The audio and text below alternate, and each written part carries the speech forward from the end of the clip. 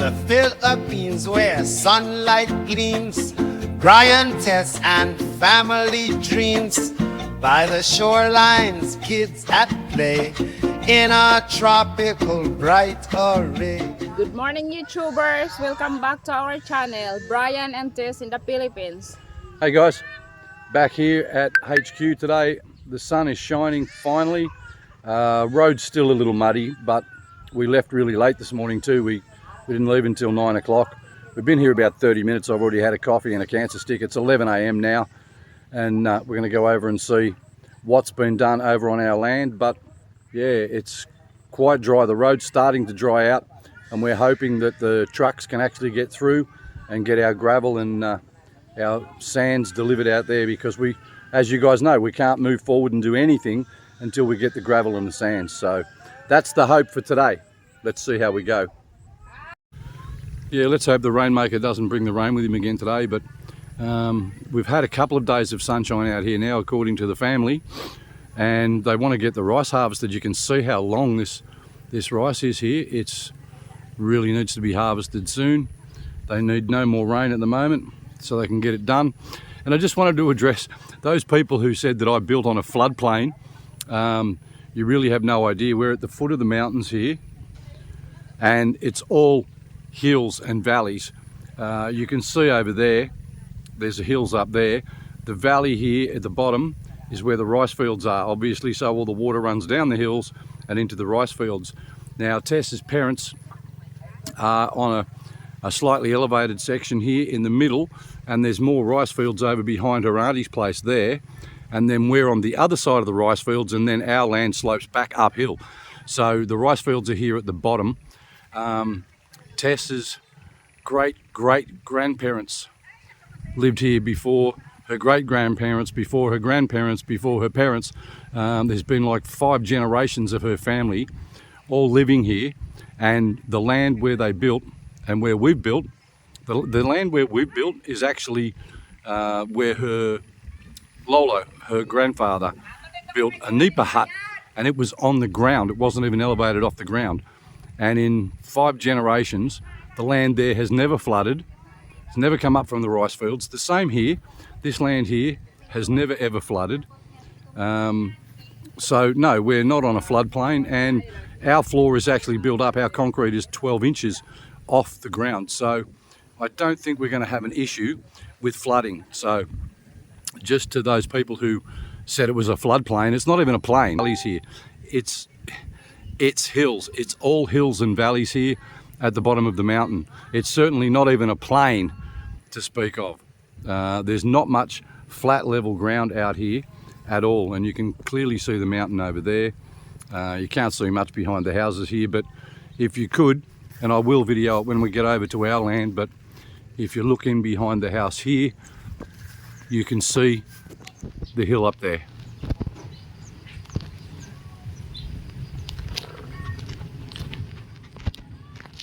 So the land is not very level. We built at the bottom of our hill, down near the rice fields.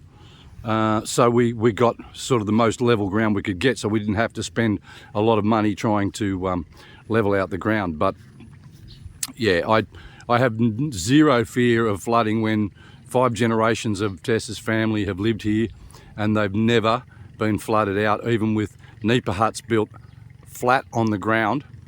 They just put drainage around the nipa huts so that any water flowing down the hill would just flow around the hut, and yeah, no flooding. So that just, hopefully that answers those people who thought that we're on a floodplain.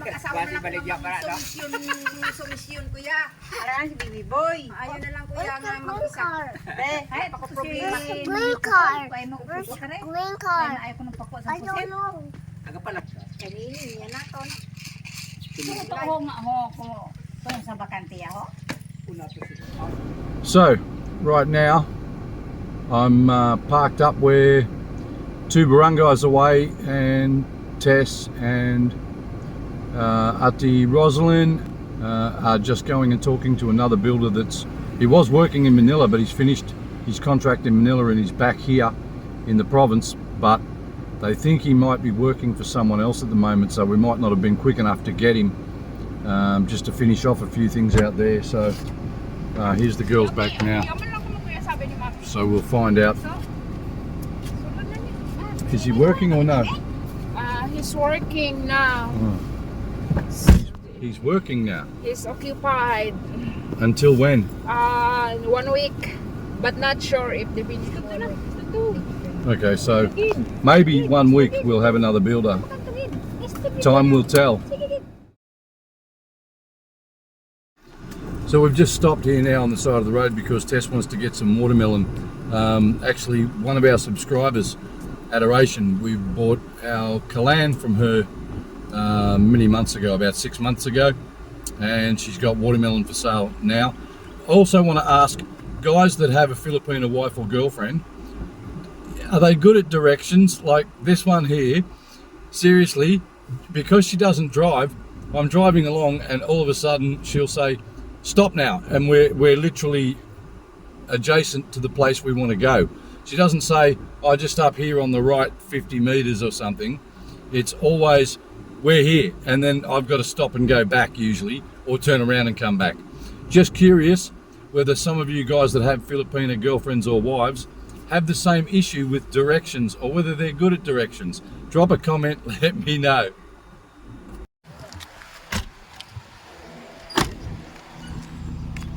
So there's a bit of a workshop here too.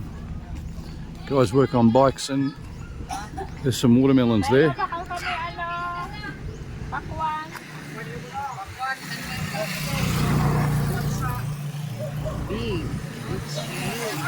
Dako. Amon na lang nang available. Oh. Good. This one's okay. Yeah, this one, but this one is not good too. How many you want? Just one. Well, get the one that's good. Okay. Get the one that's good. Put it on the scale. Ask for 50% discount because I'm Kano. Hey guys. Hello. Lots of work going on here. This is another mechanical workshop. So, hello. This is Adoration, one of my subscribers. Hello, Ati. This is where we got our Kalan before, and this is the lady who sells the watermelons. And she's going to give me 50% discount because I'm guapo. No discount, double the price because I'm Kano.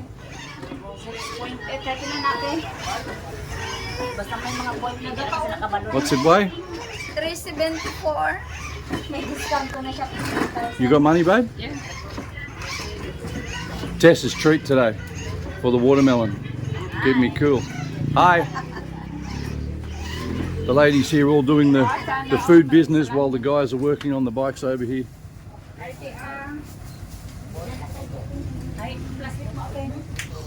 Salamat, te. Init. Very hot. Opo. It's a sunny day today. Thanks God, we've had too much rain. Yeah, correct. It's better for our body, sir. Opo. Very good. 126. Ako man lang sabi tayo. Gamay man na siya, te. Oh, gamay man ini. Why gani dako? You can carry this, sir, Of course. without Siempre. plastic. Siempre. Okay. Oh, look. Asawa can carry this. She's strong. Thank you again, ladies. Enjoy. Bye-bye. You can tell. I'll come next time. Sure. So we got our watermelon. Tess is carrying it.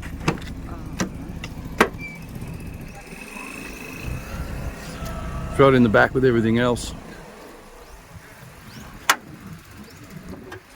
Okay, we're out of here.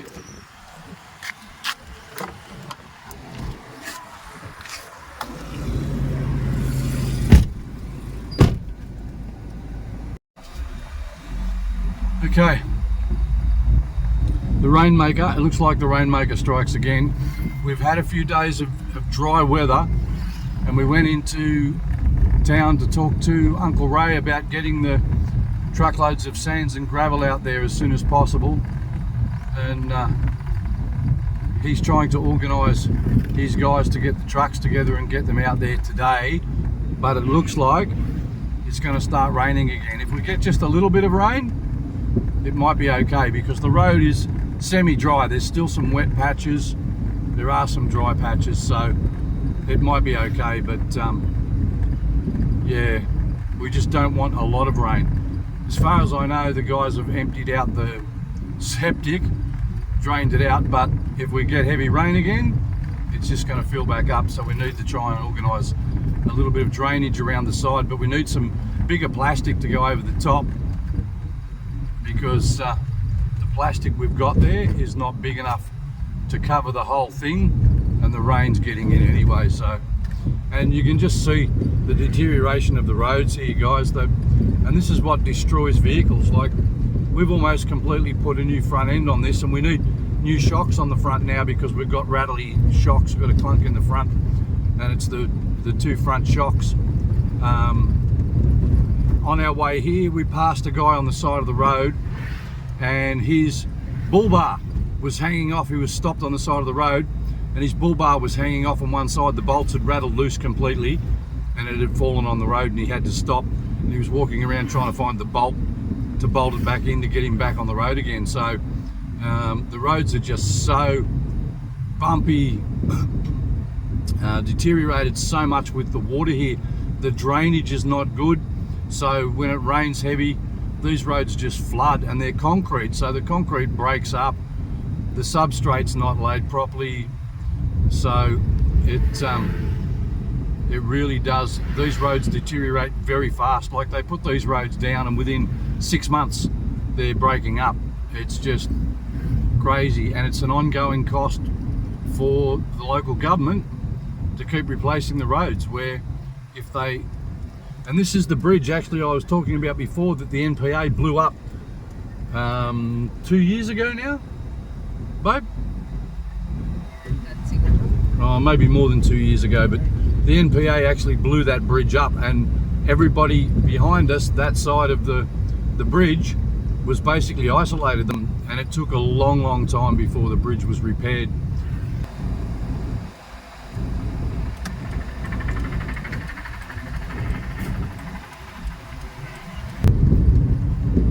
Just some of the things you need to deal with driving in the province. Much better than being in the city and all the traffic, but you can see how bad that bit of road is just there. That's been like that for more than 2 years since I came here. It hasn't been repaired. And as you can see, we've had enough dry weather that the road is dried out. Now that is drivable for me in the four-wheel drive, but they don't want to take the trucks through because they're worried with all the weight on the back with the gravels and stuff that it will just sink into the mud and stop. So, but there's a side road there to the right that the guys with the bikes and stuff have been creating. So they've sort of made a new road, but really easy to get through with the four-wheel drive, but they worry about the trucks. They were talking about getting some more sand and gravel and bringing it out here just to throw down on the road so that they have access to get through, which is really generous of Uncle Ray, because it's not his responsibility, it's actually the municipality's responsibility, because this is a public road, and this is the road a lot of guys thought was just my access road to my property. No, this is the public road heading out to our land. And this is due to be concreted, was supposed to be concreted last year, 2024, but hasn't been done. They're working one barangay away at the moment, concreting a road up there, and the word is that they are coming down here to concrete this once they finish up there. But we're back at HQ, and there's definitely some more rain coming.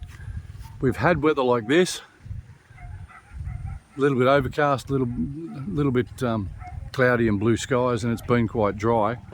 And the rainmaker comes back, and that's what happens. I bring that.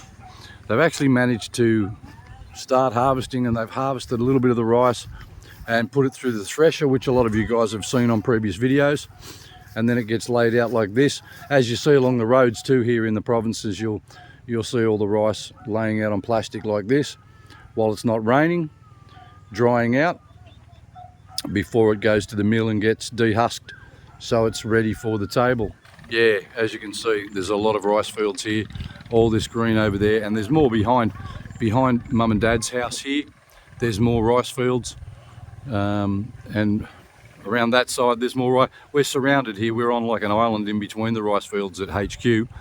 There's rice fields surrounding the whole property here, and then yeah, just a road going through between them. Back at HQ, and this is the, well, part of the watermelon that we just picked up on the way home. Thank you. Tess does love her watermelon, don't you, babe? Yeah, it's my favorite.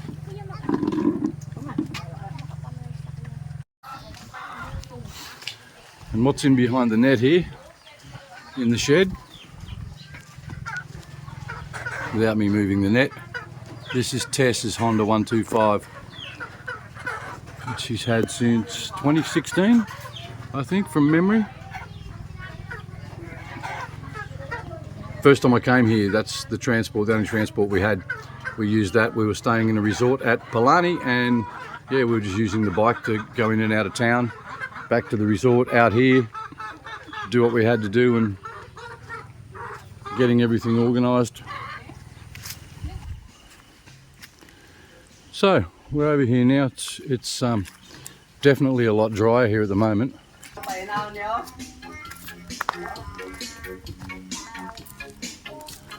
The boys have got plenty of framework up here, but we don't have plastic big enough to cover the top.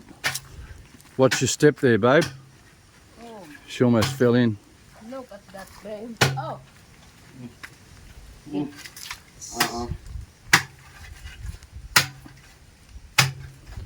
There's a lot of rock down there. You can see the dirt, and then where the boys hit rock, they've had to break through the rock. Babe, I can see 3 guys over there in the rice field, harvesting the rice. I can recognise one of them is Uncle Calbo. Who's the other 2 guys with Uncle Calbo over there working? James and Baby Boy. James was the guy that was working with Uncle Calbo making our hollow blocks. Yes. Who's Baby Boy? Their cousin. But what's his name? Baby Boy.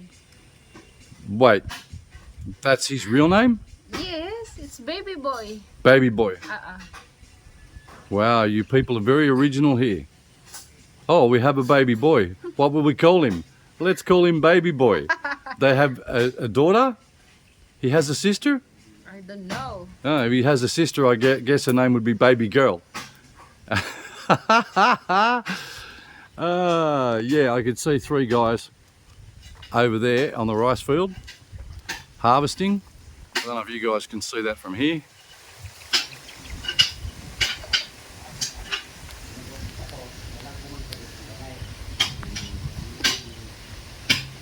Sorry about the video when I zoom it like that. It's not in 4K, but yeah, the 3 of them are working over there in the rice field harvesting the rice while it's not raining, but the rain's very close. And yeah, as we've just been informed, it's Uncle Calbo and it's James and Baby Boy.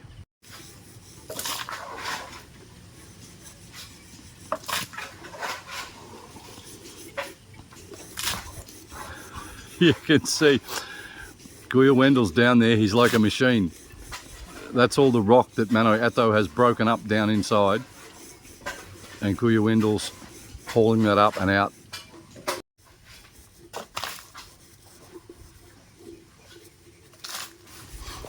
And some people asked why we went down so deep, and the reason is because we're going to put a couple of feet of rock and gravel down the bottom and just make sure it's solid down there so it's not mud.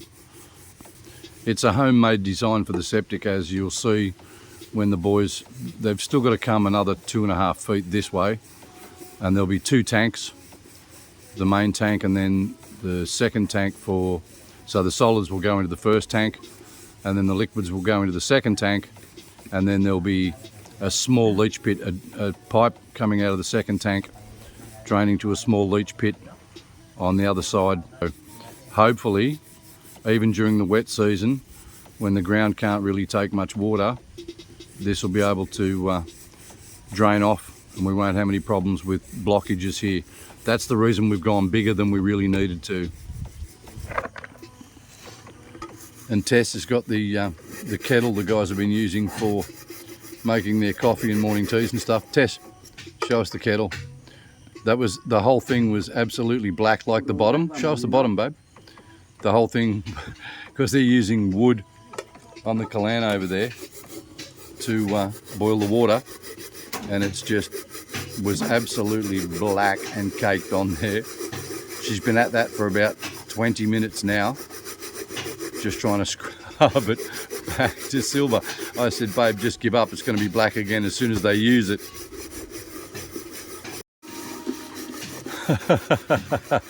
I just said to Tess, babe, just throw it away and we'll buy a new one. It's just an aluminium thing anyway. She said, oh, it's expensive. I said, it's only aluminium. She said, yeah, but it's expensive. I said, how much? She said, 155 peso. Is that correct, babe? 175. 175 peso. Wow, that's expensive. What's that, about $5? $4 Australian? Yeah. For the amount of work you've had to do to try and get that back. For me, being an Aussie, I would have just thrown that away and just bought another one and told the boys use charcoal in the Kalan, so that, not wood, so it's not going to get blackened like that again.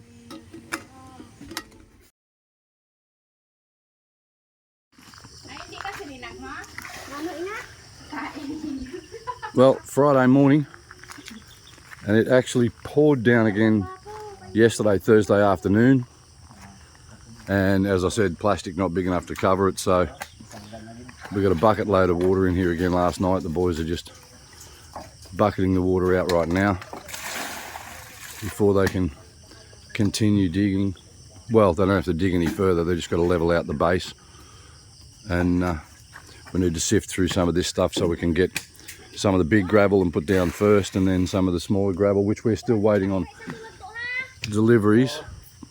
The guys were going to deliver yesterday, but the rain came down yesterday afternoon before they had a chance to get here, and because it had rained for weeks and then it had stopped for a couple of days, the ground was starting to look like it was drying, but the moisture in the ground still couldn't take any more water. So as soon as it started to rain again yesterday, it just became a slippery slide, the road. You just literally couldn't drive on it, so they couldn't get the trucks in here, just slowing us down drastically. Like we can't get anything completed until we get this rain to go away. That's the road at the moment, so it's just a total mess. We haven't started harvesting our rice fields yet. As most of you know, we've got about 10 small rice fields here. They're not very big. They just go down to the, if you can see the end of the fence line over there, that's the end of our property, and across there, the rice fields on this side, they're ours. We don't have a lot. And you can see the hill, and on the camera you don't see gradients so much. The camera doesn't do it justice, but that hill is probably 40 meters high. So the water comes down there. At the moment it comes across our road. We need to put some culverts in, and then goes down into these rice fields. And as I said, this is like a valley at the bottom, and then you can see over there's hills again. So we're certainly not on a floodplain. We're at the bottom of the hill on our land, which was so we didn't have to do a lot of excavation up there trying to level the ground out to build on. But yeah, while there's a lot of water comes and lays down here, we've thrown gravel down and we've had no issues. Even with 3 weeks of rain, we've been able to walk around on this stuff, on the gravel. The water's just draining through it.